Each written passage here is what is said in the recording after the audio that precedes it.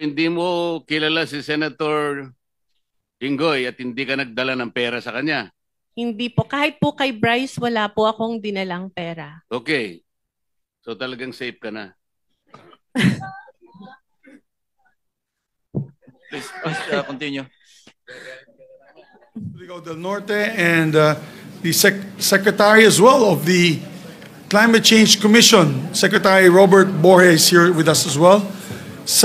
Guests of Senator Ronald Bato de la Rosa, the members or the officials of the Municipality of Kalayaan, Palawan, Mayor Beltzazar Alindogan, and Vice Mayor MP Albaida. We have also with us the first run-up winner of 2025 Mr. Cosmopolitan held in Bangkok, Thailand, Mr. Kenneth Marcelino, together with Charles Peregrina and Louis Cardinal. Thank you, Majority Leader. We will welcome all our guests to the Senate this afternoon. Thank you very much for your visit.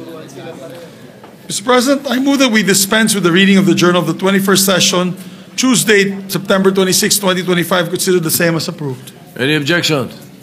Chair hears none. Motion is approved. While we are waiting for Senator Amy Marcos, Mr. President, let's proceed with the reference of business. I so move. The Secretary will proceed with the reference of business. Bills on first reading, Senate number 1301, an act providing for the integration of Abrahamic studies and religions in the study of Philippine history in basic education, Senator Padilla.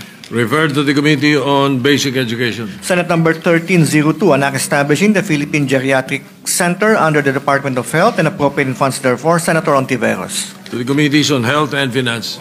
Senate number 1303, an act further amending Section 21 of RA 9165, the Comprehensive Dangerous Drugs Act of 2002 as amended by RA 10640, Senator Tulfo E. To the Committee on Public Order. 1304, an act prohibiting online gaming, providing penalties therefore and for other purposes, Senator Tulfo E. To the Committees on Games and Banks. 1305, an act providing for appropriate burial grounds for civilian uniformed personnel who have demonstrated valor, patriotism, and exemplary service to the nation, and for other purposes, Senator Tulfo E. Referred to the Committees on Public Services and Public Order. 1306, an act providing for a 100 peso daily minimum wage increase for employees and workers in the private sector, Senator Tulfo E. Referred to the Committee on Labor. 1307, an act institutionalizing the establishment of breastfeeding center in every barangay of the Philippines and for other purposes, Senator Villar C. To the Committees on Health, Local Government, and Finance. 1308, an act institutionalizing the grant of student load discount privilege on mobile and internet services, Senator Villar M. To the Committees on Basic Education, Public Services, and Ways and Means. Senate number 1309, an act amending Section 288 of the National Internal Revenue Code of 1997 as amended and for other purposes, Senator Marcos. Referred to the Committee on Ways and Means. Senate number 1310, an act strengthening the Internal Affairs Service of the Philippine National Police, amending for the purpose RA 8551, the Philippine National Police Reform and Reorganization Act of 1998, and for other purposes, Senator Marcos. To the Committees on Public Order and Finance. Senate number 1311, an act expanding the PhilHealth outpatient coverage on dialysis and renal replacement therapy, and for other purposes, Senator Marcos. To the Committees on Health and Finance. Senate number 1312, an act strengthening the National Nutrition Program, amending for the purpose RA 11037, the Masustansyang Pagkain para sa Batang Pilipino Act, appropriating funds therefore and for other purposes, Senator Aquino. To the Committees on Basic Education, Agriculture, and Finance. Senate number 1313, an act declaring a parcel of land located in the municipalities of Maria Aurora, Baler, San Luis, and Dingalan in the province of Aurora, and Bongabon, province of Nueva Ecija, a protected area with the category of protected landscape under the National Integrated Protected Area System, to be referred to as the Aurora Memorial Protected Landscape, providing for its management, appropriating funds therefore, Senator Villar C. To the Committees on Environment and Finance. Senate number 1314, declaring a parcel of land located in the municipalities of President Manuel A. Rojas, Katipunan, and Sergio Osmeña in the province of Zamboanga del Norte, a protected area with the category protected landscape under the National Integrated Protected Area System, to be referred as the Mount Gutom Protected Landscape, providing for its management, appropriating funds therefore, Senator Villar C.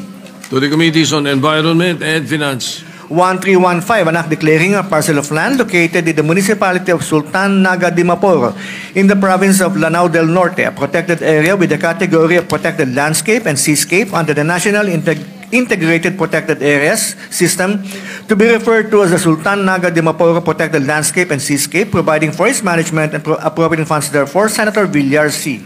To the Committees on Environment and Finance. Senate Number 1316, an act expanding the application of the proceeds of the Special Education Fund, amending for the purpose Sections 235 and 272 of RA 7160, the Local Government Code of 1991, and for other purposes. Senator Aquino.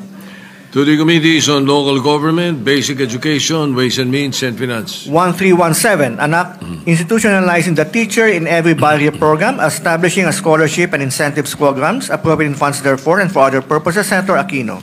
To the Committees on Basic Education, Local Government, and Finance. Senate Number 1318, an act amending RA 11053, an act prohibiting hazing and regulating other forms of initiation rights of fraternities, sororities, and other organizations, and providing penalties for violations thereof, or the Anti-Hazing Act of 2018. Senator Tulfo R. To the Committees on Public Order and Justice. Senate Number 1319, an act institutionalizing random drug testing for incumbent elective and appointed officials, amending for the purpose RA 9165, the Comprehensive Dangerous Drugs Act of 2002. Senator Tulfo R. To the Committees on Public Order and Civil Service. Senate Number 1320, an act establishing the Philippine Geriatric Center under the Department of Health and appropriating funds therefore. Senator Tulfo R. To the Committees on Health and Finance. Senate Number 1321, an act establishing national preventive mechanism in adherence to the optional protocol to the Convention Against Torture and other cruel, inhuman, or degrading treatment or punishment, and for other purposes. Senator Estrada. To the Committees on Justice and Finance. Senate Number 1322, an act allowing the use of digital copy of identification cards in government transactions. Senator Villar M. To the Committees on Science and Finance. Senate Number 1323, an act establishing a cancer medicine and treatment assistance fund for indigent and underprivileged Filipinos. Senator Villar M. To the Committees on Health, Social Justice, and Finance. Senate Number 1324, an act providing palliative and end-of-life care in all medical facilities and appropriating funds therefore. Senator Villar M. To the Committees on Health, Ways and Means, and Finance. Senate Number 1325, an act institutionalizing the establishment of Veterans Hospital in Visayas and Mindanao. Senator Villar M. To the Committees on Health, National Defense, and Finance. Senate Number 1326, an act granting tax deductions to parents and legal guardians of children with special needs. Senator Villar M. To the Committees on Ways and Means, and Finance. Senate Number 1327, an act further amending RA 11213, the Tax Amnesty Act, as amended by RA 11569 and RA 11956, by extending the period of availment of the estate tax amnesty until June 14, 2027. Senator Villar M. To the Committee on Ways and Means. Senate Number 1328, an act mandating law enforcement officers to use body-worn cameras during law enforcement and special police operations, providing funds therefore. Senator Villar M. To the Committees on Public Order and Finance. Senate Number 1329, an act enhancing the medical access of migrant workers and their families by strengthening the Migrant Workers Hospital and appropriating funds therefore. Senator Villar M. To the Committees on Health, Migrant Workers, Ways and Means, and Finance. Senate Number 1330, an act mandating the establishment and implementation of a national budget blockchain system to enhance transparency, accountability, and public participation in the Philippine budget process. Senator Aquino.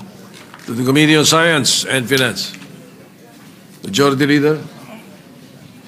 Ask for a minute suspension, Mr. President. Session suspended.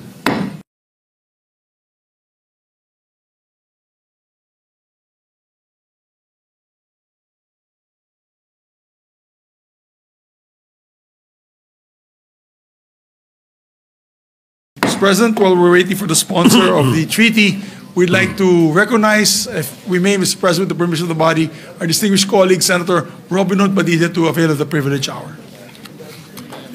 The gentleman from Mindanao in Nueva Ecija, Senator Robin Padilla, is recognized. Maraming salamat po, Ginoong Pangulo, at sa atin pong pinunong mayorya. A'udhu billahi minasyaitanir rajim. Bismillahirrahmanirrahim.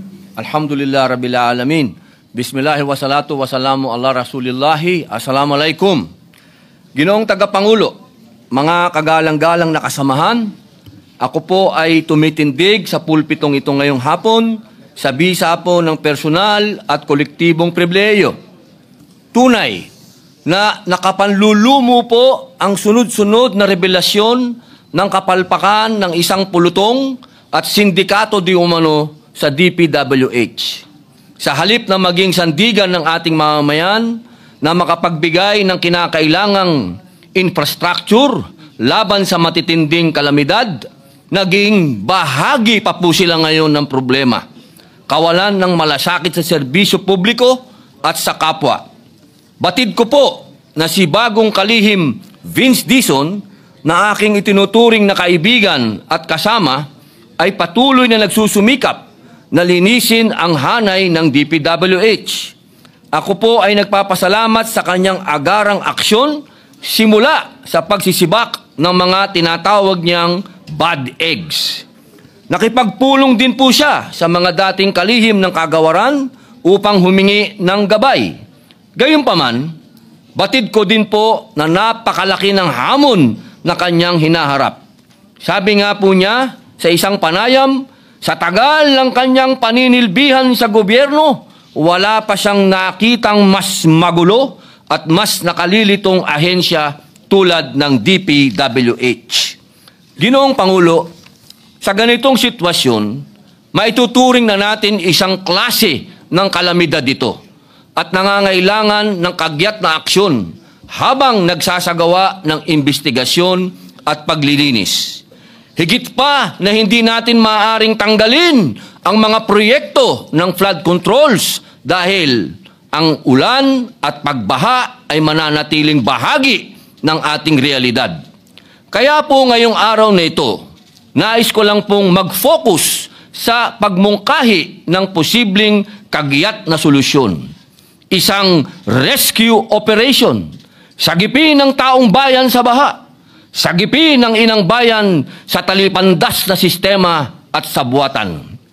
Noong unang privilege speech ni Senator Ping Lacson ukol sa korupsyon sa flood control programs ng bansa, iminungkahi ko po na pag-aralan ang posibilidad na iatas sa Armed Forces of the Philippines ang pagpapatupad ng flood control projects. Sinundan po ito ni Senator Panfilo Lacson ng pagsuporta sa out-of-the-box na idea. At nagpahayag na din po si Secretary Dizon ng pagiging bukas sa posibilidad na makipag-partner sa AFP Corps of Engineers sa pagsasagawa ng infrastructure projects bunsod ng mabuting karanasan niya nang makatuwang sila sa paggawa ng mga kalsada noong siya po'y nasa Clark Development Corporation pa. Ang pag-atas sa Corps of Engineers na maging kabilang sa solusyon ng flood control problems ay hindi makabagong ideya. Sa Estados Unidos po, mula po noong 1820s, ay kabilang na ang US Army Corps of Engineers o USACE sa mga river improvement projects patungkol sa pagsasaayos ng nabigasyon, mga simulain na mga proyekto patungkol sa flood control. Taong 1936 naman po, ipinasa ang Flood Control Act kung saan ang USACE ay naging pangunahing flood control agency ng United States na nagbabahagi pa nga ng kaalaman nito sa iba't ibang organisasyon sa loob at labas ng kanilang bansa.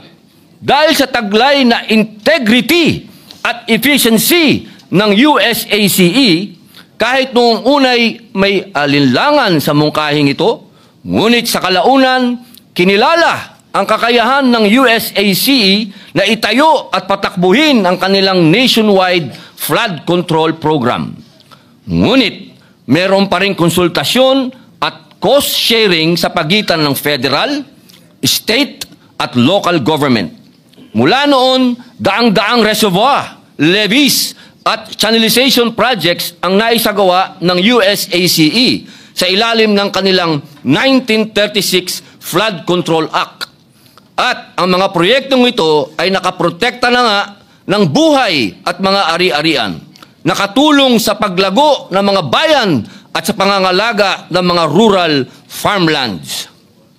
Bagamat marahil ay nag-evolve na po ang flood control programs ng US sa kasalukuyang panahon, hindi maikakaila ang naging ambag ng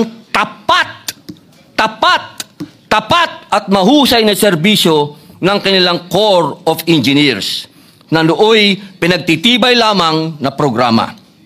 Sa puntong ito, hindi ko po mapigilang ihalintulad ang kanilang karanasan sa atin. Ang AFP Corps of Engineers o AFP-COE na kinabibilangan ng lahat ng engineering units at personal ng AFP, isang institusyon na may higit 8 dekadang kasaysayan ng serbisyo na hindi lamang limitado sa combat engineering, kundi maging sa mga proyekto ng gobyerno na sumusuporta sa national and community development goals ng bansa. Nabanggit ko na po noong nakaraan na ang AFP ay may karanasan na sa pagtatayo ng mga health center, farm-to-market roads, mga paaralan, rural electrification projects, barangay water system, at marami pang iba. Isang halimbawa pa po, ang mga airport development projects na isinagawa ng AFP-COE sa mga taong 2020, 2021, at 2022. Bagamat hindi po ito mga flood control projects, ipinakita ng mga ito ang kakayahan ng AFP-COE na magsagawa ng malakihan at mahalagang proyekto. Pinakamalaking proyekto ay sa Lawag International Airport na nagkakahalaga ng 362.9 million na tinapos ng 51st Engineer Brigade sa loob lamang po ng mahigit 10 buwan. Mahigit pa sa halagang ito ang pinapatalo di umano sa kasino ng mga tiwaling engineer ng DPWH. Yan pong Cotabato Airport Development Project na isinagawa ng 54th Engineering Brigade na may approved budget for the contract o ABC na 158.6 million. 124.4 million lang po ang naging contract amount niyan. May savings pa. Ganon din po sa Vigan Airport Development Project na isinagawa ng 350 feet Aviation Engineer Wing, yung extension of runway project na may ABC na 67.9 million. Ang aktual na contract amount ay 60.4 million lamang. Meron na naman pong savings. Sa gitna po ng mga usapin na sumisira ng tiwala ng taong bayan sa pamahalaan, nananatili po ang AFP na isa sa mga ahensya na may mataas na trust at satisfaction rating. Katunayan nga po nitong Hulyo lamang, ayon sa tugon ng masa nationwide survey ng Okta Research, ang AFP po ay may 81% trust rating at 82% satisfaction rating. Mission-driven, disiplinado, at matapat, yan ang hanay ng ating mga kasundaluhan, kabilang ang AFP-COE. Ang ating AFP ay nagsisilbing bilang isa sa mga pangunahing katuwang ng pamahalaan tuwing may sakuna, mapabagyo, pagbaha, o lindol, pandemya man yan. Ang AFP ay isa sa mga unang rumiresponde upang magbigay ng agarang tulong sa mga apektado. Ginoong Pangulo, mga kasamaan, muli, inihahain ko sa mataas na bulwagang ito ang aking mungkahi na pag-aralan at isaalang-alang na magkaroon ng mas aktibong papel ang AFP-COE sa paglutas ng pambansang suliranin sa flood control, lalo na sa agarang paggawa o pag-aayos ng mga non-existent o severely damaged na mga infrastructure sa mga highly flood-prone areas. Gayunpaman, pinapaubaya ko po pa rin sa ating mahal na Pangulo bilang Commander-in-Chief ng Sandatahang Lakas at pinuno ng sangay ng Executive, gayon din sa bagong talagang DPWH Secretary, DND, AFP, at iba pang ahensya ng pamahalaan ang pag-aaral at pagpapasya sa mungkahing ito. Sapagkat tulad ng nangyari sa USACE, kung madadagdagan ng tungkulin ang AFP-COE, marami pong kakailanganin ding mga karagdagang kagamitan, tauhan, kaalaman at kakayahan. Ipinagkakatiwala ko po sa inyo ang masusing pag-aaral ng mungkahing ito. Ginoong Tagapangulo, ako po ay isang reserve officer katulad po ni Senator Mig Subiri na may ranggong Lieutenant Colonel sa Philippine Army. Nauunawaan ko po ang pangunahing tungkulin ng sandatahang lakas ay ang protektahan ang Estado at ang mamamayan at tiyakin ang soberenya at integridad ng pambansang teritoryo. Ngunit, dahil sa track record ng AFP, kumpiyansa ako na kung maatasan sila hinggil dito, ay mapupunta sa wastong pamamalakad ang kaban ng bayan sa hilip na dumadaloy ito sa bulsa ng mga tiwali. Ginoong Pangulo, sa tapat na paglilingkod kasama ang AFP-COE bilang sandigan, hindi lamang sa infrastructure ng ating mapapatibay, kundi pati ang tiwala ng sambayanan. At sa bawat pag-ahon mula sa baha, sabay nating maiahon ang kanilang pag-asa. Tandaan po natin, hanggat may baha, may buhaya. Maraming salamat po, Ginoong Pangulo. Mr. President, Majority Leader. delikado pala, Mr. President, pag may ba, talagang may buhaya. Mr. President, the good gentleman from Bulacan, our dear distinguished colleague from our former majority floor leader, Senator Joel Villanueva, would like to recognize. Senator Joel Villanueva is recognized. Thank you very much, Mr. President, distinguished Majority Leader. Kung pagbibigyan po tayo ng ating kasamahan, ng ating BFF, the good gentleman from Camarines Norte and Nueva Ecija to just ask a few questions from this humble representation, Mr. President. Opo, Ginoong Pangulo, isa pong karangalan ang makarinig po ng mga katanungan mula po sa isang taong magmula pa noon ay nakikipaglaban na po dyan sa mga flood control. Maraming salamat po, Ginoong Pangulo. At at the onset, Mr. President, let me place into the records of this august chamber my sincerest thanks and gratitude to Senator Robin Hood Padilla, not only for looking for solutions, Mr. President. Marami gusto na sumausaw sa iba't ibang issue pero wala naman pong mabigay na solusyon. Marami nga po nagsasabi na tuwing nag-iimbestiga ang Kongreso, ang dalawang bahay sa Kongreso, wala rin namang maibigay na solusyon. Kaya po, nagpapasalamat tayo sa Diyos unang-una, pangalawa sa ating kaibigan at kasamahan dito sa Senado na may ibinibigay na solusyon. At nais ko pong i-throw yung aking full support sa kanyang ninanais tungkol po dito sa inisyatibo na itap, Mr. President, ang sandatahang lakas ng Pilipinas. Ang isang tanong ko po na nais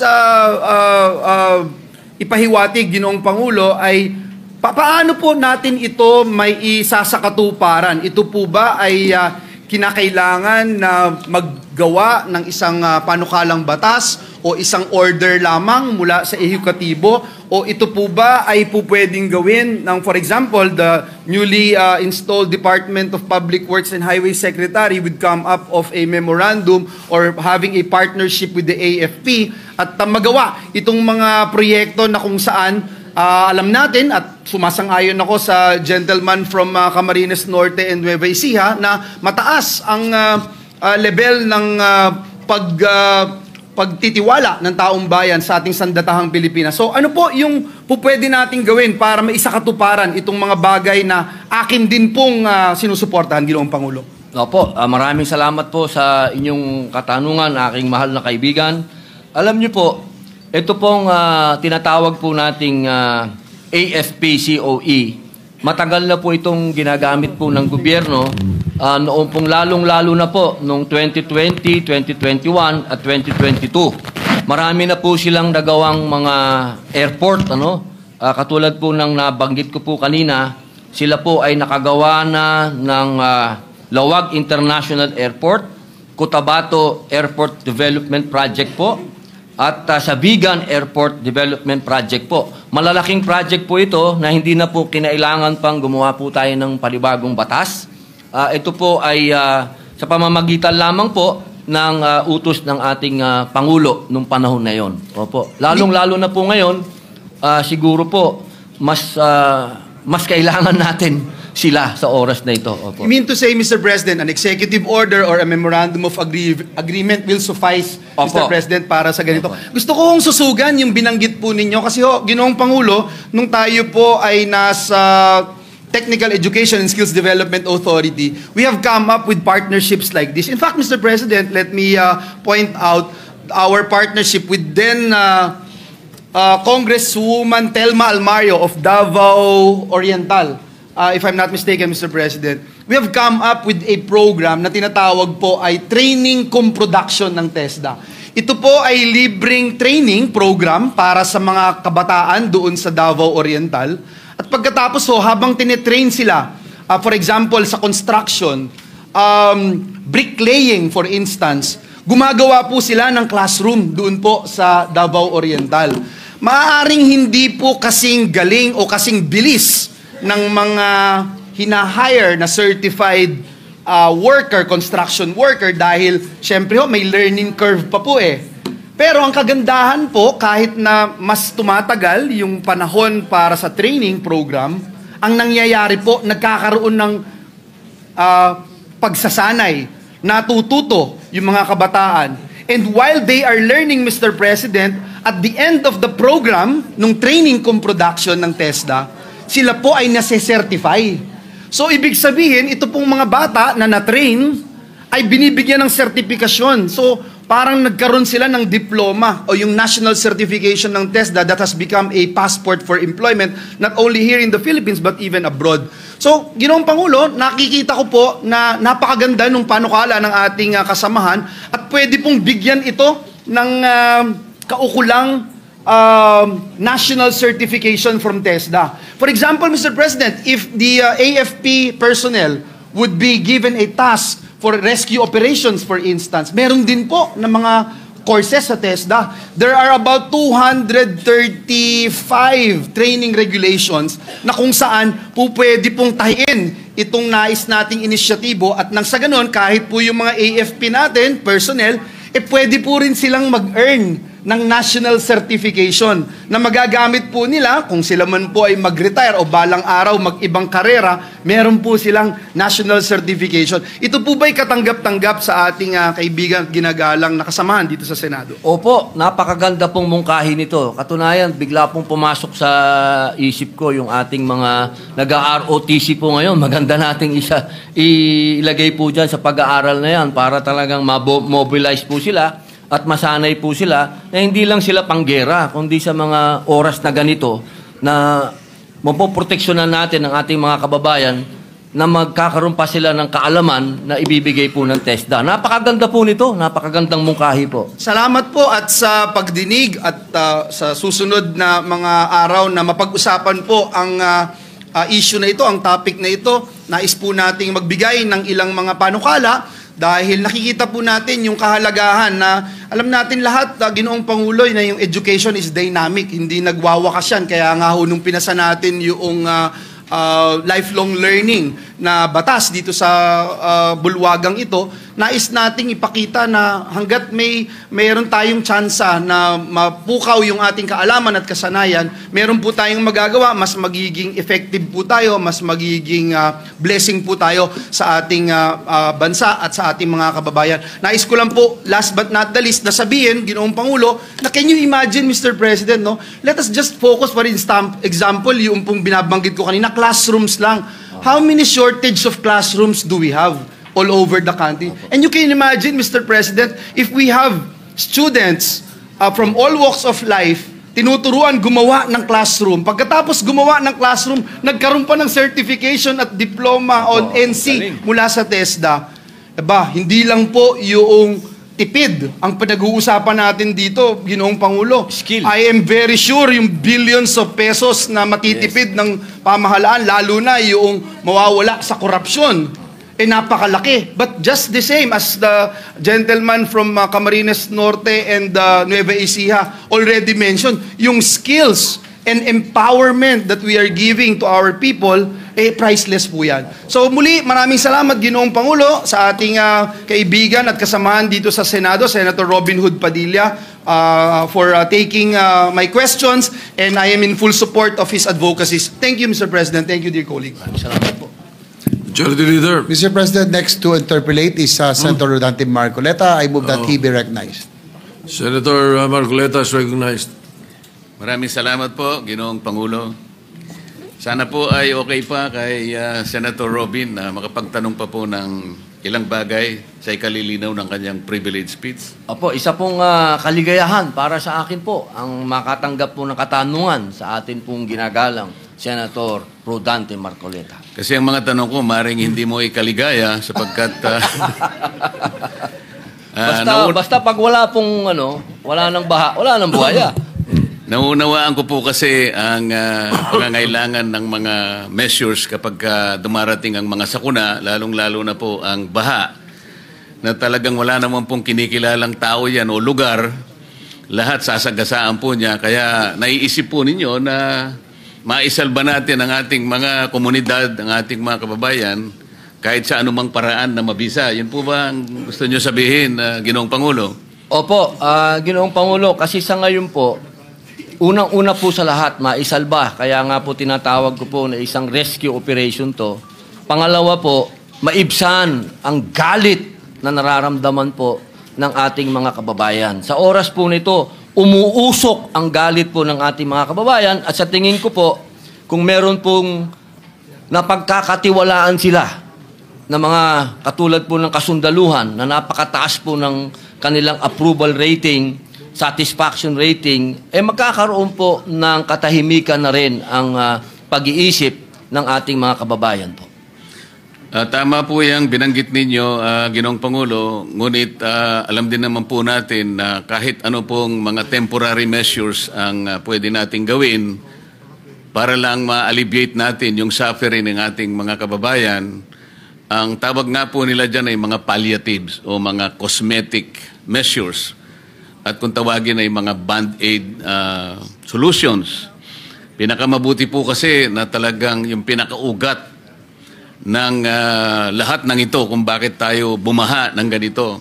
At hindi nga natin masyadong makita pa kung gaano ang lawak talaga nito sapagkat nagsisimula pa lang nating tingnan talaga kung gaano talaga karami ang mga dispalinghadong mga flood control projects kung bakit bigla na lang rumagasa ang tubig sa ating mga kanayunan, mga komunidad. At talagang nakita natin lahat ng mga flood control projects na naipundar ng ating pamahalaan ay talagang ultimong nawasak at parang sinagasaan lahat. Ang tinutukoy ko pong ugat, Ginoong Pangulo, ay yung malawakan at malalim na korupsyon na nangyayari at namamayani na po sa ating pamahalaan. Kapag hindi po natin ito nasolusyonan, mananatili po tayong umahanap na lamang po ng mga band-aid solutions. Nakatutulong po, bakit hindi? Ngunit hindi po natin ganap na napapawi yung pagkamuhi o yung galit ng ating mamamayan sapagkat hindi nagagawa ng pamahalaan ng kanyang pangunahing tungkulin na nakasulat pa man din sa ating saligang batas. Nakatungkulan po ng Estado, Ginoong Pangulo, na kailangan pong yung kapakanan po ng kanyang mamamayan ay kinakailangang unang-una sa listahan ng pamahalaan na dapat po nilang asikasuhin. Tama po ba yun, Ginoong Pangulo? Tama po. Naniniwala po tayo dyan. Kaya po natin na isulat ang akin pong pribilehiyong talumpati sapagkat kapag nanood po tayo ngayon ng balita at nakita po natin at naririnig ko pa nga po na ang magpapatuloy ng mga proyekto, ng mga katulad po ng mga nasirang proyekto, yung mga proyektong guni-guni, ang magtutuloy daw po ay yung paring-paring mga kontraktor. Kaya po ako lalong nagkaroon ng lakas na loob na gawin po itong talumpati na ito sapagkat kung pamimiliin po ako kung pamimiliin po ako mismo, kung sino dapat ang gumawa nito at magkakatiwalaan ko, hindi na po siguro yung mga contractor na yun. Kung hindi, ito na po sigurong AFP, COE, na matagal na pong gumawa ng mga proyekto, katulad po ng mga airport. Kapag airport po ang ginagawa niyan, ibig pong sabihin, matibay po talaga yung mga runway na ginagawa nito mga ito. At sa cost po, sa cost na kung ano po yung budget, nakakatipid pa po sila. Meron pa pong savings, Kaya po nung narinig ko po yon sa balita, sabi ko, siguro naman mas maganda itong aking itatalumpati dahil ito sigurado, number 1, ang sundalo, disiplinado. Kapag gumawa sila ng kapalpakan, merong kaagad court martial. Andyan po kaagad. Talagang mabilis ang aksyon. Dito nga po, gumawa sila ng airport, 11 buwan lang. Kaya po naniniwala po ako, Ginoong Tagapangulo, na ito pong ating talumpati na ito, kapag ito po'y naisakatuparan, magiging, po ito? Pundasyon. Pundasyon po ito. Pwedeng sundan ng mga kontraktor sa darating na panahon kapag nagawa na po nila. Ito naman pong ating panukala, ito pong ating sinasuggest ngayon, hindi po ito pang matagalan. Ngayon lamang po ito, habang naggagawa po ng investigasyon, habang naggagawa po ng paglilinis, kailangan pong may umaksyon na kagad na mapagkakatiwalaan at sigurado pong matibay ang kanilang gagawin. Salamat po sa inyong sagot. Ngunit ay nakakala ko rin na kahit gaano kagaling, kahit gaano kaseryoso, gaano man katapat ang pwede nating gamitin ng mga tao na pansamantalang makatutulong sa ating mga pangunahing suliranin na inaharap ng ating bansa ngayon, talagang kailangan pa rin na mailatag natin ang isang sistema na kung saan ay malinis natin ang korupsyon sa ating bansa. Kasi kahit ano pong, kahit sinong tao, kahit anong korporasyon ang gamitin natin, kahit anong grupo ng tao ang gamitin natin, kapag ang sistema po ay hindi tama, ay palaging babalik-balik din tayo doon sa mga paggawa na talagang hindi naman katanggap-tanggap sa ating mga kababayan. Kaya po siguro napansin ninyo, Ginoong Pangulo, sa una pa lamang na pagsisikap natin na ayos ang sistema natin at kahit papano'y ma-address natin ang corruption, naging tuntunin po natin nung tayo po ay nanguna sa Blue Ribbon Committee na hindi lamang po yung maliliit na tao ang dapat nating matukoy. Dapat sana, pati na po yung malalaki, huwag nating katakutan kung gaano man sila kalaki. Kaya po, kung mapapansin niyo, Ginoong Pangulo, yung nauna nating direksyon ay, kung baga, tayo'y namimingwit ng isda Opo. Sa pamimingwit ng isda, Ginoong Pangulo, gagamit po tayo ng pain. Isang maliit na bagay o isang maliit na isda rin, para sa ganoon makahuli tayo ng mas malaking isda. Tama po. Yun lamang po ang paraan kasi. Hindi man siguro ganap, maring hindi po natin lahat maayos. Ngunit kailangan nating matukoy, kailangan nating makilala. Hindi lamang po kontraktor ang kinasangkapan dito Tama po. Hindi lamang po mga opisyales, Ginoong Pangulo, ang may kasalanan dito ng DPWH, maliit o malaki. Lalong-lalo na yung mga tao na nagpasimula kung paano ilatag ang mga pondo nito para sa ganun ay kanilang malustay. Kaya po ang direksyon na tinahak natin, kinausap natin yung mga ibang mga gustong tumistigo, kung sila'y makapagsasabi ng saganang sa kanila, ay yun ang pwede nilang i-contribute sa paghanap natin ng kalutasan, hanggang sa ipangako nga natin sa kanila na sa ilalim ng umiiral na batas, Ginoong Pangulo, meron tayong protection na may bibigay sa inyo kung kayo ay makagaganap doon sa mga requirements na inilatag ng batas.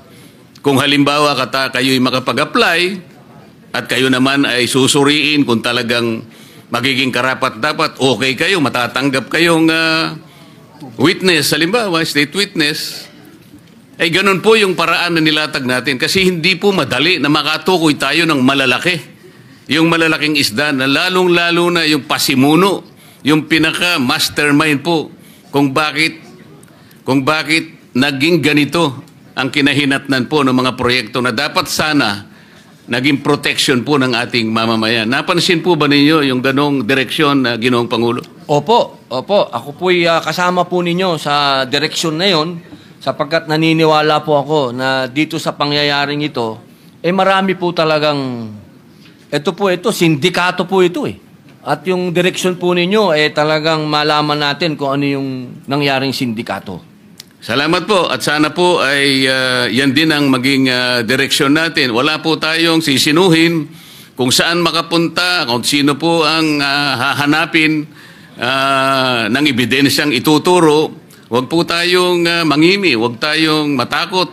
Ituloy po natin sapagkat ito lang ang paraan. Makilala natin at sana sa lalong madaling panahon po sa pamamagitan ng ganitong pamamaraan ay maihinto na po, hindi man lahat.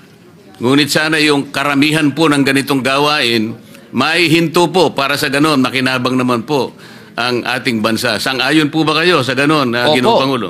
Opo, sang-ayon po tayo. Dapat na po talagang mabuwag yung mga yan. Opo. Maraming salamat po, Ginoong Pangulo. Maraming salamat, Senator Robin. At palagay ko, idol na rin kita ngayon. Salamat po. Salamat po.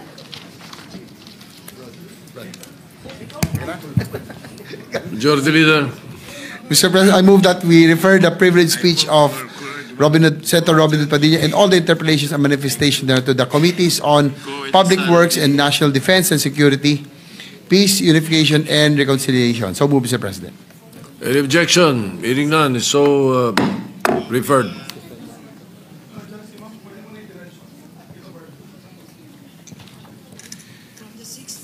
Mr. President,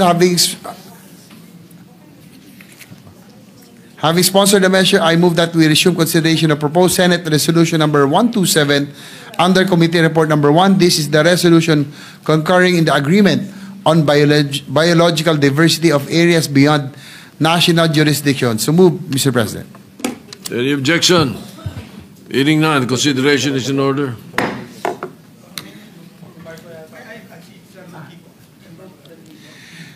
I move to open the period of interpellation and recognize sponsor, Senator Amy Marcos, and to interpellate Senator Francis Kiko Pangilinan. We are in the period of interpellations. The sponsor is recognized, Senator Amy Marcos. And to interpellate is Senator Francis Pangilinan.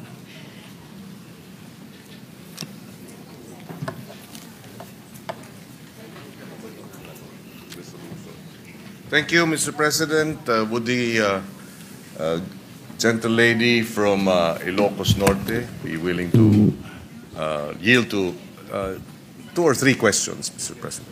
Yes, thank you very much. Certainly, Senator Pangilinan, thank you very much, Mr. President. Yes,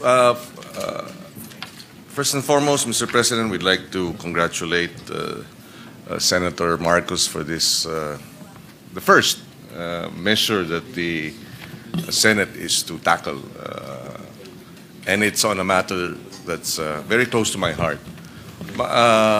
I'd like to, for the record, Mr. President, may we know, ano ang magiging direktang benepisyo ng resolution na ito at pagraratipika nito sa ating mga mangingisda, mga maliliit, mga kapos na mga mangingisda. Nabanggit sa kanyang talumpati na isa sa mga pinakamahirap na sektor sa ating bansa ay ang mga mangingisda.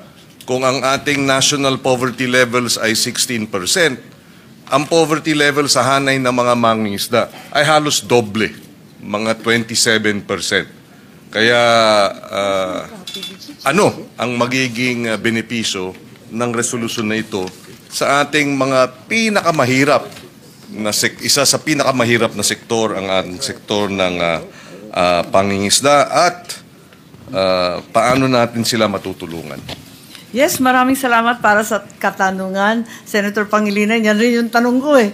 Ano bang pakinabang natin dito? Kasi pasok tayo ng pasok sa iba't ibang tratado. Wala naman palang tulong para sa ating mahihirap. Sadyang 2.5 ang ang multiplier ng ating coastal communities pagkahirap-hirap. At yun nga, unang-una, yung access to training, kasi mga sinauna pa yung teknolohiya natin, bangka-bangka, alam naman natin yan, nagpapalaot na halos hindi alam ang mapapala. So yung training and upskilling will be a very large factor. Ikalawa, yung technology transfer, minimithi natin na mag-level up naman yung ating mga mangingisda kasi yung mga sinauna pa rin. Sa amin, sa Ilocos hanggang ngayon, community ducklist pa ang ginagamit, yung malalaking fishing net na pag hinila sa baybay, halos wala namang huli. Kawawa naman. Tapos, alam rin natin na they will have better catch kapag may marine resources, yung mga genetic, yung mga data resources, malaking bagay yun, di pa tayo maabot doon. Pagkatapos, meron rin puhunan kasi magbibigay ng seed capital yung voluntary fund, pati yung GEF. May puhunan, baka sakali makapagsimula sila ng halimbawa, ecotourism. Maraming gustong pumunta na galing sa lungsod. May mga bagong livelihood. At yung sustainability, malaking bagay kasi meron na silang predictive capacity para sa iba't ibang disaster. Malaking bagay yun. And also, if we're able to launch significant community projects, direct employment will ensue. And best of all, we will be responsible stewards for future generations if we will embark on sustainable fishing practices. Palagay ko marami tayong mapapala kahit papano. Maraming salamat sa sagot sa tanong. Siguro dagdag na tanong, saan manggagaling ang sinasabing pondo halimbawa para sa training, para sa technology transfer? At paano ma-access ang pondong ito? Well, tatlo yung pondo na pinag-uusapan. Yung existing na sa ngayon, yung tinatawag na Global Environment Facility, yung GEF. It started in 1991 and there have been 149 projects in the Philippines with a total of 720 million. 97 are already completed at nakita natin that better catch for our fisher folk and coastal communities have ensued. Maliban sa trust fund nitong Global Environment Facility, meron pa tayong tinatawag na voluntary, may voluntary na special fund which will also be part of the funds that will be accessed. And then also, there will be the special fund as well, in addition. So, tatlong pondo yan na kahit papano, although we will have to be assessed for a share, magbibigay tayo ng share. May ambag tayo, maliit lang naman. At ina-estimate natin as $24,000 US. Pero sa milyon-milyon na maa-access natin, palagay ko sulit na po. At is it my understanding na ang ibang mga bansa mas malaki ang kanilang ambag, ganun ba? Yes, ganon. Siyempre, percentage naka-prorata sa developing countries, mas malaki yung kanila dahil meron silang mga merchant marine at malakihang commercial fishing. Tapos tayo, small time lang tayo kasi maliit rin lang ang ating fishing industry.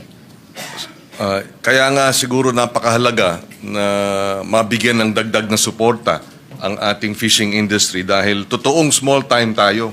Pero sa totoo lang, kung tama ang ating interventions, hindi tayo dapat small time, lalo na sa larangan ng aquamarine resources, aquatic resources development. Dahil ang Pilipinas ang nakapaloob sa Center of Aquamarine Biodiversity sa buong mundo. At ang Verde Island Passage, ang tinatawag na center of the center dyan sa baba sa may Marinduque, Batangas area, ang center of aquamarine biodiversity sa buong sa Coral Triangle na kung tawagin po nila.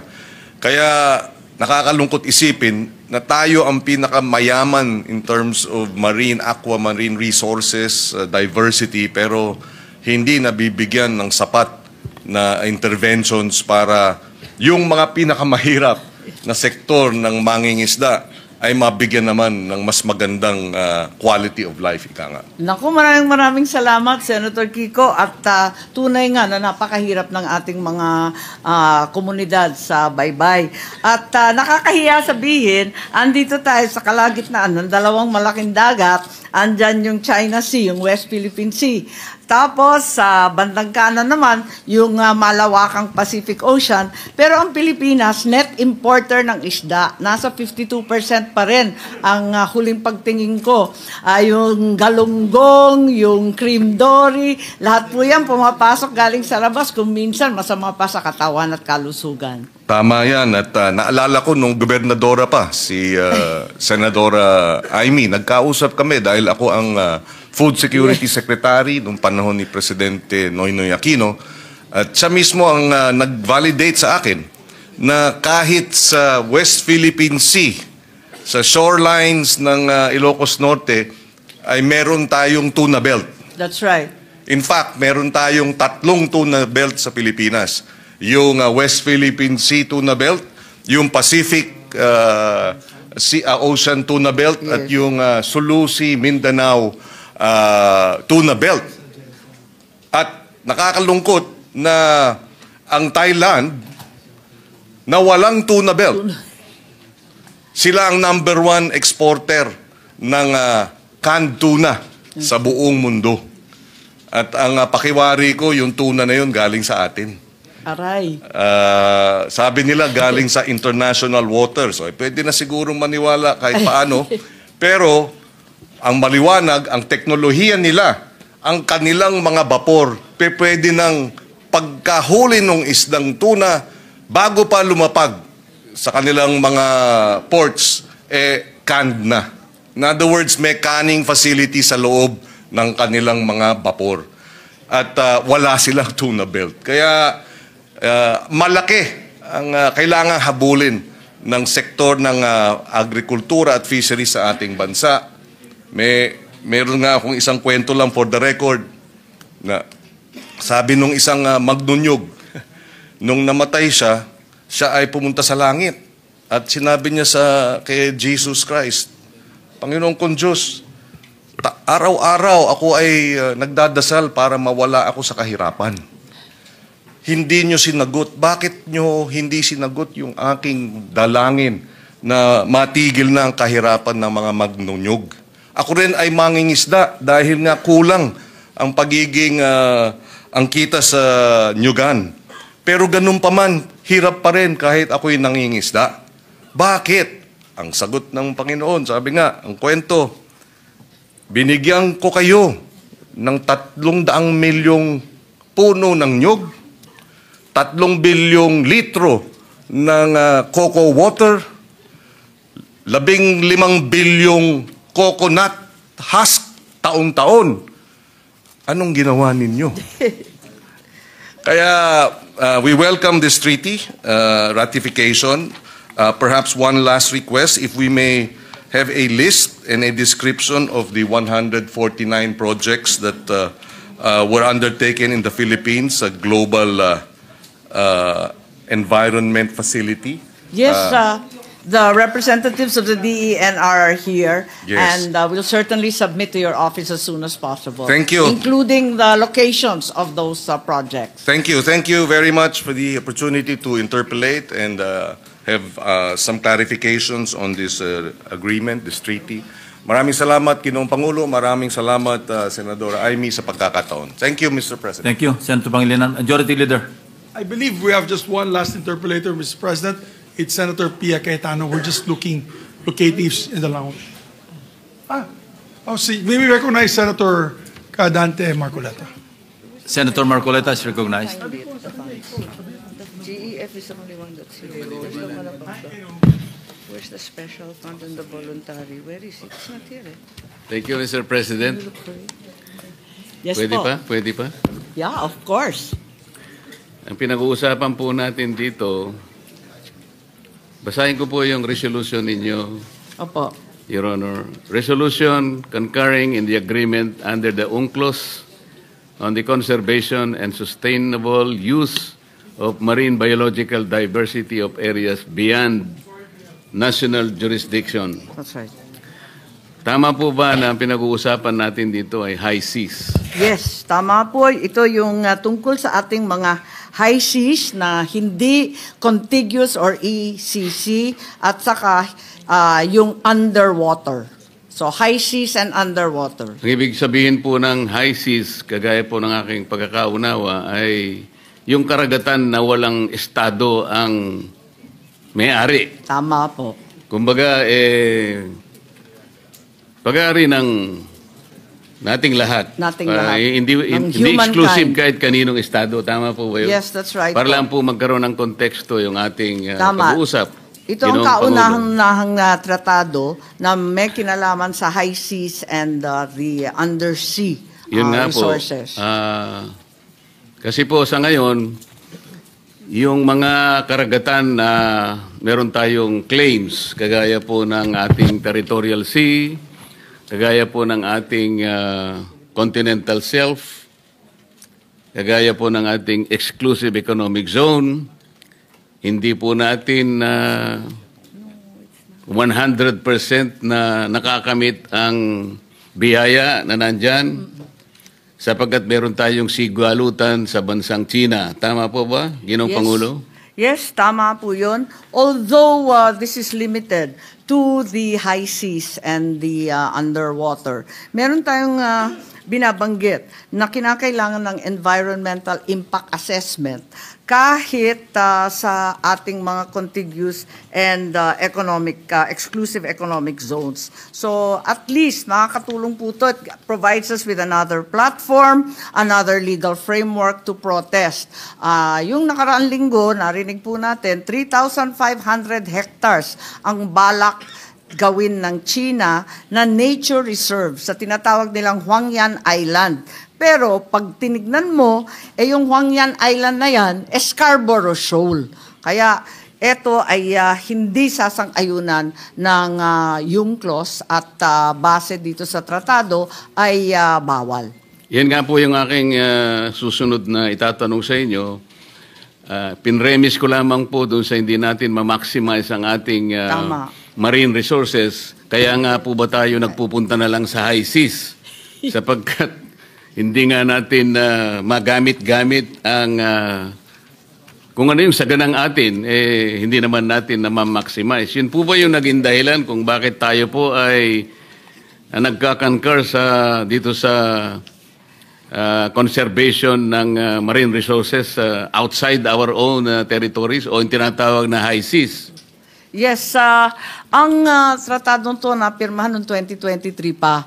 So, hindi pa ganun katindi ang sigalot sa West Philippine Sea. Ngunit, baka makatulong to kahit papano karagdagang pamamaraan to dahil maliban pa sa note verbal, yung ating iba't ibang protesta, yung kung ano-anong diplomatic protest natin, yung mga bilateral talks, multilateral talks, yung ministerial level talks, dagdag rin ito, pwede rin pag-usapan ang mga issues natin katulad ditong pinaplano nilang malaking nature reserve. Paano po ito, Ginoong Pangulo?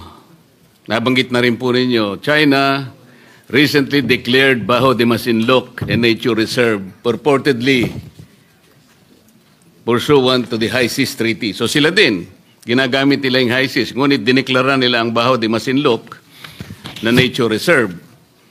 Na isa rin tayo sa claimant dyan. Ang tanong po, does our concurrence include a declaration or a reservation regarding the application of the High Seas Treaty to disputed areas like the Bajo de Masinloc?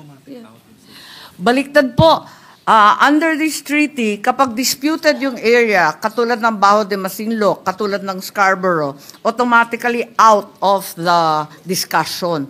Dun sa Implementation and Compliance Committee, sa ilalim ng Article 55 nitong agreement, bawal na bawal po yun at hindi talaga pag-uusapan. So ang sagot po nyo ay no? No. Kung no po, halimbawa, should the Philippines also declare marine reserve areas in the Kalayaan Island Group, for example?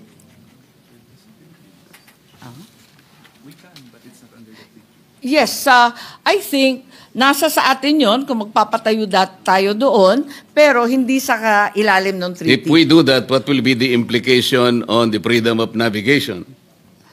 The implication will be that we continue to recognize the freedom of navigation. Wala pong magbabago doon. Kasi po, Mr. President, theoretically, itong mga reserve areas na ito are supposed to be beyond the national jurisdiction of any state. High seas nga po di ba?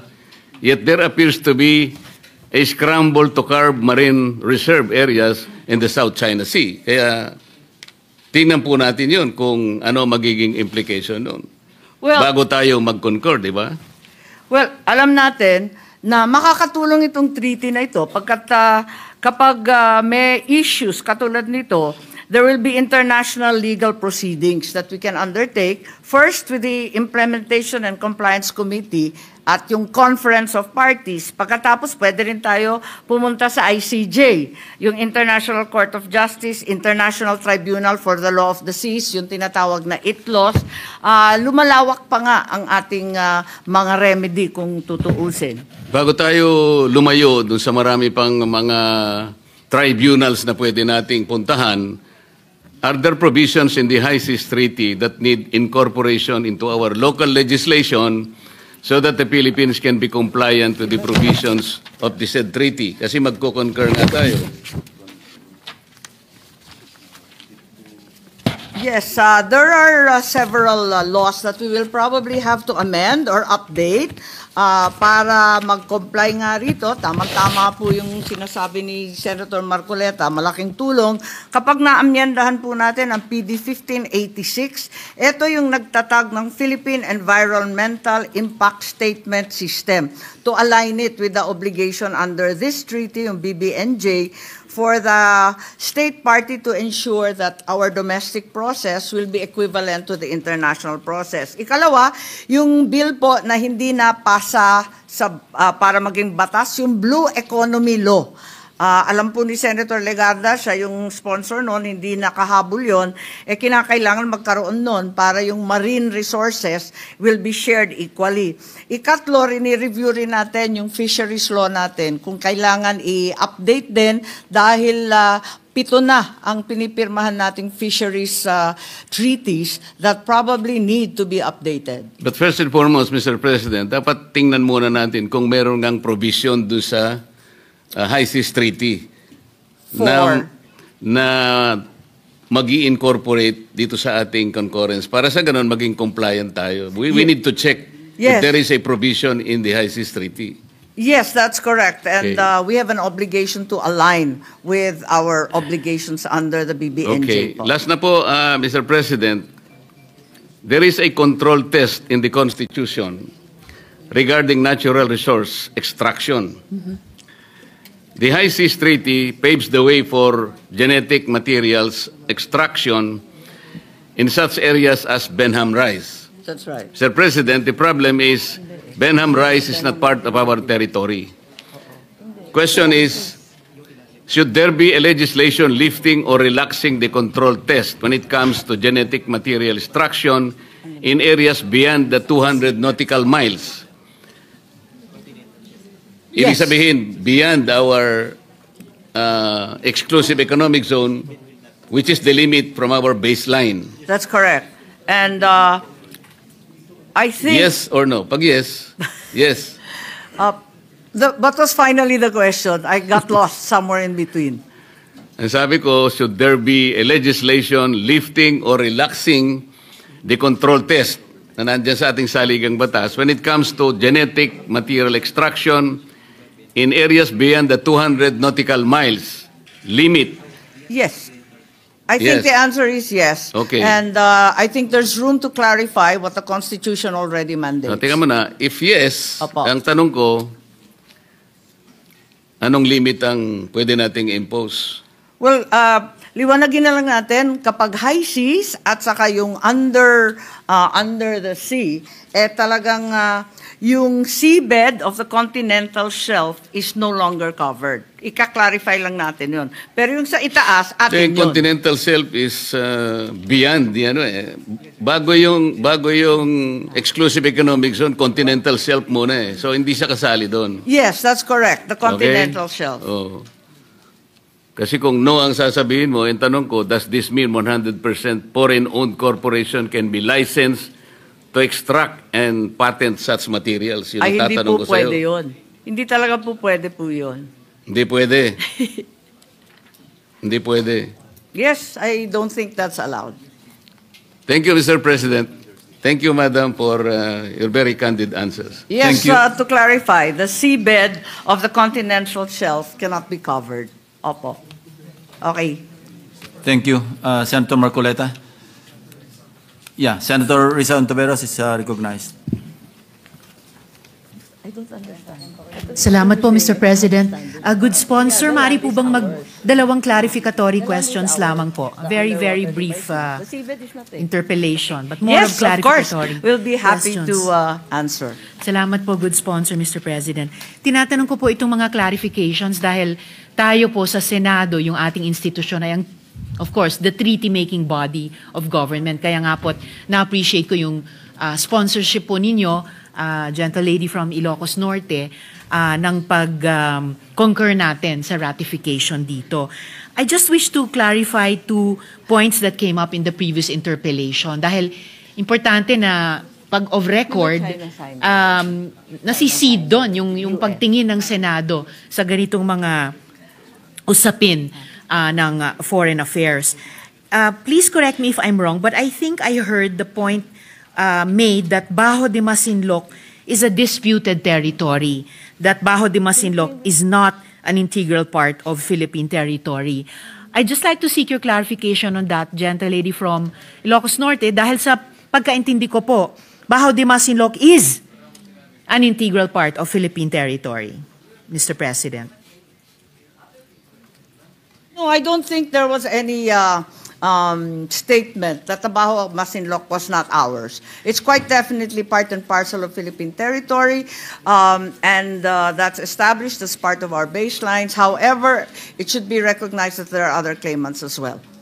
Thank you, gentle lady. I stand corrected and I'm glad I appreciate especially yung paglilinaw na iyon na ang Bajo de Masinloc ay integral na bahagi ng Philippine territory. And then just my last clarification, gentle lady from good sponsor, did I or did I not hear that Benham Rice is also not part of Philippine territory? Dahil sa pagkaintindi ko rin po, it is officially part of the Philippine continental shelf, granting our country sovereign rights over its seabed and subsoil once again, I for have natural to be, resource once exploitation again, I have to be Yes, very gentle lady. emphatic. The Benham Rice is part of the sovereign territory of the Republic, and in fact, we have renamed it to Philippine Rice. Yes.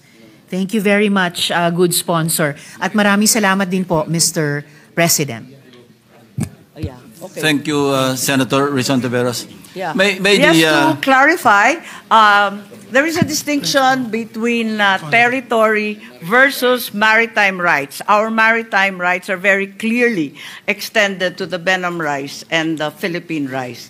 So Senator Marcoleta wanted to clarify. I also wanted to inform the body that, in fact, China has already signed this treaty, which makes them party to this treaty and subject also to aligning themselves to the provisions and policies therein. Maraming salamat po, good sponsor. Maraming salamat muli, Mr. President. Thank you, Senator Risa Ontiveros. May the presiding officer, Yes. just one point, Sure. because Senator Marcoleta made mention of the Kalayaan Island Group. Okay. There are 7 islands that compose the Kalayaan Island Group, the biggest of which is Pag-asa. Is Pag-asa covered under this treaty? No, it's not in the high seas. So That's my point, because the interpellator a while ago, Senator Marcoleta, made mention of the Kalayaan Island Group. And if I recall it right, remember it right, the distinguished sponsor answered in the affirmative na yung Kalayaan Island Group, high seas. Ay, That's hindi my po. understanding. Baka hindi po nagkaintindihan. Definitely, the Kalayaan Island Group, all 7 of them, including Pag-asa Island, belong to the Philippines. At hindi ito bahagi ng high seas or nung seabed na tinatalakay nitong tratadong to. Yeah. Thank you for the clarification. Majority Leader. May we recognize our distinguished colleague from Taguig, Pateros, and the Republic of the Philippines, Senator Pia Cayetano. Senator Pia Cayetano is recognized. Thank you, Mr. President. This is actually a manifestation. Maybe I'll throw in a question or two, but it's really a manifestation to show my support, Your Honor, Mr. President. So I would like to manifest my support for our concurrence on the agreement under the UN Convention on the Law of the Seas, on the conservation and sustainable use of marine biology diversity of areas beyond national jurisdiction. On a side note, yung pag-aral ng UNCLOS, kasama po yan sa curriculum namin sa UP College of Law. Napakahirap na topic, pinakamababa kong grade. So I am now excited na merong part niya na naiintindihan ko ng lubos-lubusan. Medyo simple lang naman to at maganda rin ho yung mga paliwanag ng ating sponsor. So that's why I'm very eager to express my support. This landmark treaty fills a critical gap in international maritime law. Kasi po, ever since itong UNCLOS naman, matagal nang nakasaad, it has firmly been established na maliwanag dyan ang rights and responsibilities ng mga member states within the maritime zone. But what has long left, it has long left biodiversity in the high seas, which is areas beyond national jurisdiction, without a clear, legally binding framework for conservation and sustainable use. The BBNJ Treaty responds to that urgent need. Tama po ba, Madam Sponsor, no? Yes. Na ang UNCLOS natin, covered naman, maliwanag naman yung rights and obligations within the jurisdiction. Pero beyond, question mark. Wala tayong guidelines pala dyan, wala tayong rules. Is that correct? Yes, I suppose so, yes. And of course, we have to make the distinction, as Senator Marcoleta insisted, that maritime rights are distinct from territory. So, Yes, kinakailangan intindihin natin yung high seas at saka yung seabed na sakop nito. Thank you for that clarification, Mr. President. For a maritime and archipelagic nation like the Philippines, this agreement is not abstract. It is practical, it is strategic, and it is necessary. One of the objectives is to ensure the conservation and sustainable use of marine biological diversity of areas beyond national jurisdiction for the present and in the long term through effective implementation of the relevant provisions of UNCLOS and further international cooperation and coordination. I understand that it also aims to regulate harmful activities like overfishing, deep-sea mining, and pollution, even in areas beyond national borders, which help protect migratory fish stock and ecosystems connected to the Philippine waters. Nakinig po ako earlier dun sa mga tanong din ni Senator Kiko Pangilinan, yung concern niya sa mga fisher folks at klaro naman, para sa akin, klaro naman ang UNCLOS dito na when we protect this the resources beyond our jurisdiction, it will naturally have a positive effect for our fisher folks. Tama ho, di ba? Yes, tama po. At alam ko, tulad ninyo, abalang-abala tayo sa SDG. At talagang lagi nilang sinasabi na lahat daw ng karagatan ng Pilipinas, lahat ng baybayin, overfished, na wala ng isda. Kasi hindi nga natin pinangangalagaan. At kitang-kita po to sa Gensan, dati-rate, tayo yung world capital ng tuna. Number 1 po tayo sa buong daigdig. Ngayon, nangangarag tayo sa number 5. Ang dami pong cannery nagsasara, nawawalan ng trabaho. Ikalawa, abala rin tayo sa sinasabi na yung microplastics, pinakamarami raw dito sa karagatan ng Pilipinas. Puros basura yun, nakakahiya yun. At talagang malalaso ng isda at lahat ng diversity sa ating mga baybay. Maiba lang saglit, nabanggit niyo yung microplastic, kaya nga pinupush ko yung gumamit tayo ng sariling tumbler natin Pero kahit pala gawin natin yon na we are practicing, we are encouraging and we are actually using sustainable practices here, mamaya yung kinakain pala natin, puro microplastic din. Oo nga. Diba? Sabi, nandun na daw sa mga isda. Sa Yun nga dinami-dami nga ng basurang tinatapon natin sa dagat. Exactly. So malaking bagay ho ito kasi no matter what each country does, and we are also surrounded by other countries that nakikita naman natin sa news na nag-aabala din naman sa kanilang sustainable practices. Pero dun sa open seas, kung walang nagbabantay dyan, wala tayong rules dyan, hindi na natin alam kung anong nangyayari doon. So talagang sa tingin ko po, this is a very welcome movement in the field of biodiversity protection and marine biodiversity. But which brings me to my next point, Mr. President. Marine biodiversity involves a variety of all living things in the ocean and areas and the seas, encompassing diversity at the genetic, species, and ecosystem level.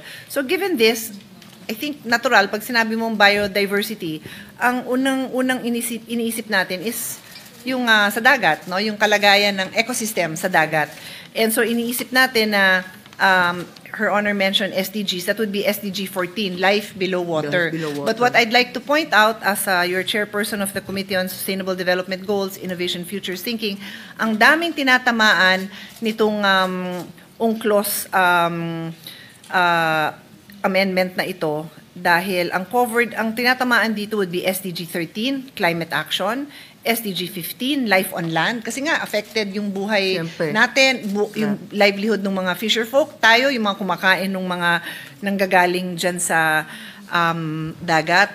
And dagdag ko na rin, kasi sinabi nga dito na the definition of marine biodiversity includes the genetic, species, and ecosystem level. So, pati yung mga research natin na baka nandun yung mga makakapagbigay sa atin ng solusyon sa mga iba-ibang sakit.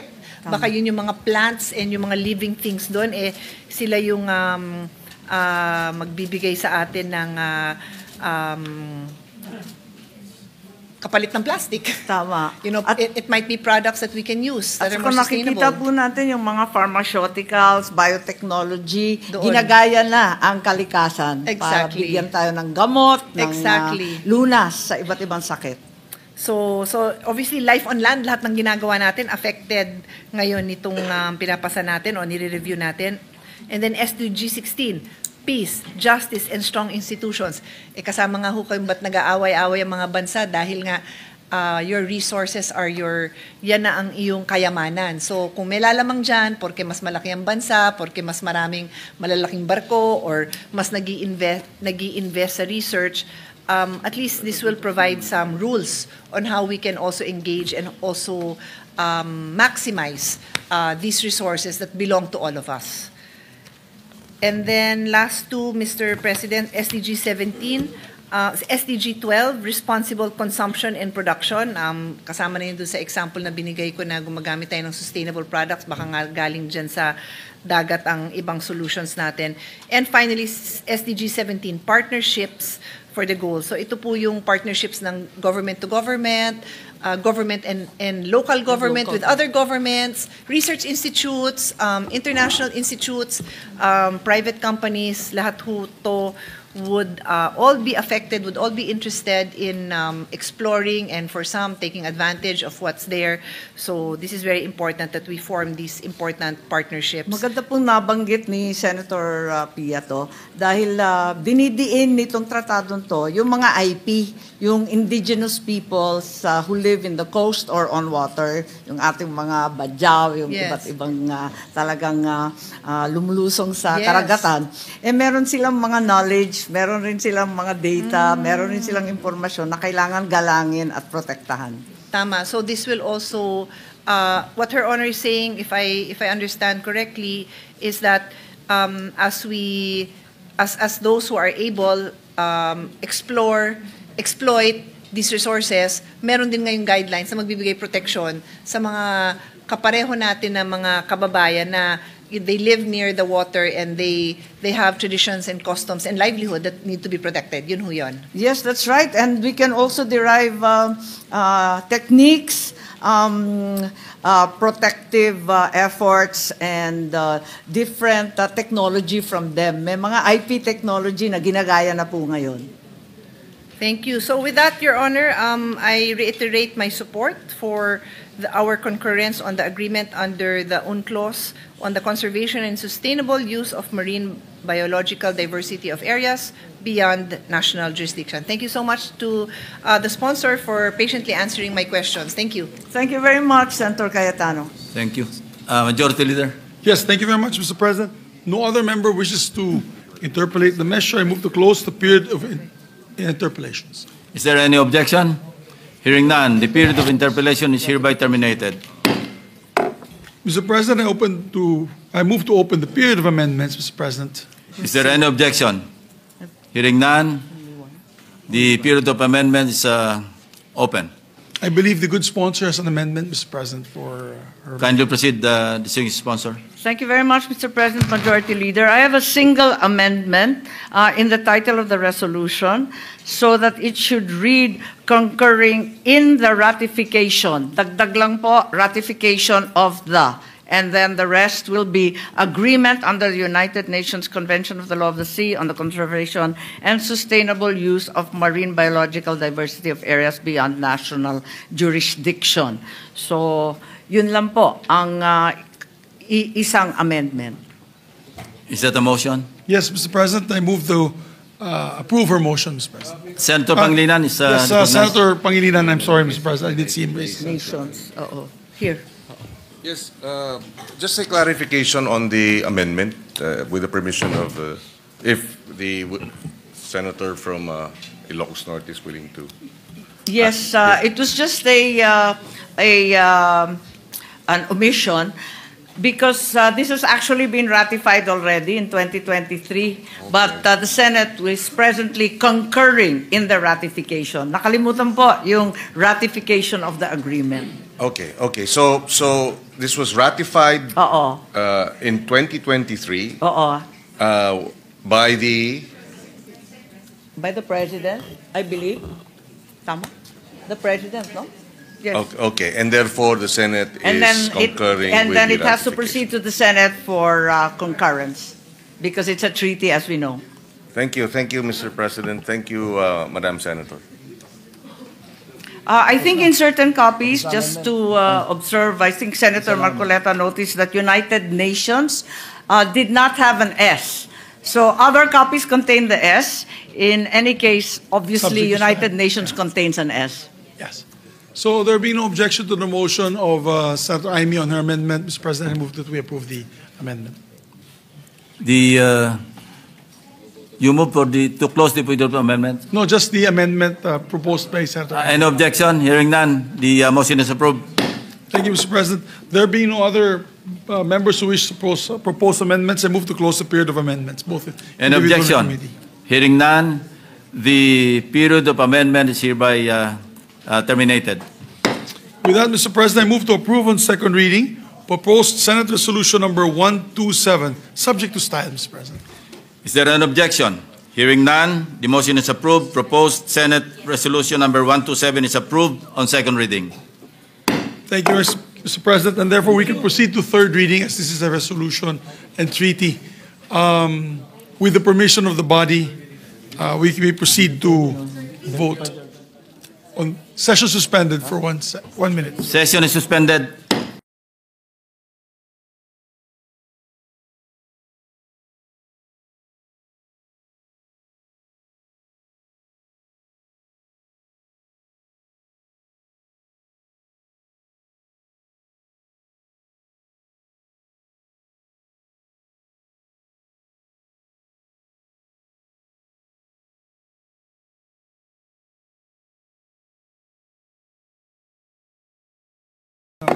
Thank you very much, Mr. President. With the consent of the body, upon consultation with our minority leader, I move to suspend the rules of the Senate, specifically Rule 36, Section 101, to allow the immediate consideration and approval of third reading of proposed Senate Resolution number 127. I so move, Mr. President. For the record, the motion of the majority leader is to suspend the rules, and these are only contained in the Senate rules. This is not part of the 3-day rule of the Constitution, and therefore we may do so. That's so, correct. Any objection? Chair hears none. The rules are suspended specifically for this particular resolution. Thank you, Mr. President. You're absolutely correct. Mr. President, with that, I move that we vote on third reading on proposed Senate Resolution number 127. This requires the concurrence of the Senate and is mandated by the Constitution. Mr. President, I so move. Any objection? Chair hears none. The motion is to vote on third reading. Senate Resolution 127 contained in Committee Report number 1, and because it is for third reading, the Senate Secretary is authorized and shall proceed with the roll call vote. Roll call vote. The Honorable Senator Aquino. Senator Cayetano Alan. Senator Cayetano Pia. Senator De La Rosa. Senator Ejercito. Senator Escudero. Senator Estrada. Senator Gatchalian. Senator Go. Senator Ontiveros. Senator Lacson. Senator Lapid. Senator Legarda. Senator Marcoleta. Senator Marcos. Senator Padilla. Senator Pangilinan. Senator Tulfo Erwin. Senator Tulfo Rafi. Senator Villanueva. Senator Villar Camille. Senator Villar Mark. Senator Zubiri. Senate President Soto III. Affirmative. Yes, and affirmative on myself as well, Mr. President.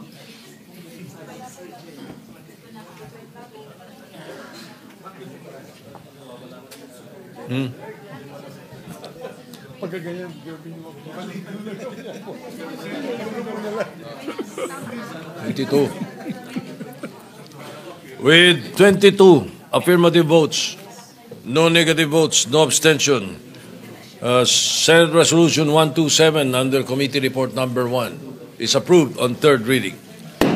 Mr. President, I'd just like to congratulate the sponsor, Senator Amy Marcos. At the same time, Mr. President, just to put on record that in the 19th Congress, she also was the first to approve a measure. I think that was the 18th, 19th, and now the 20th Congress. She is the first senator to pass on third reading a measure. So congratulations to the hardworking Senator Amy. Mr. President. Congratulations, Senator Amy Marcos. Senator Joel Villanueva is recognized. Thank you, Mr. President. Just to put into the records my desire, Mr. President, to just insert into the records my explanation of vote, Mr. President, if that's okay. So authorized. Thank you. Yes. Majority Leader. May additional reference.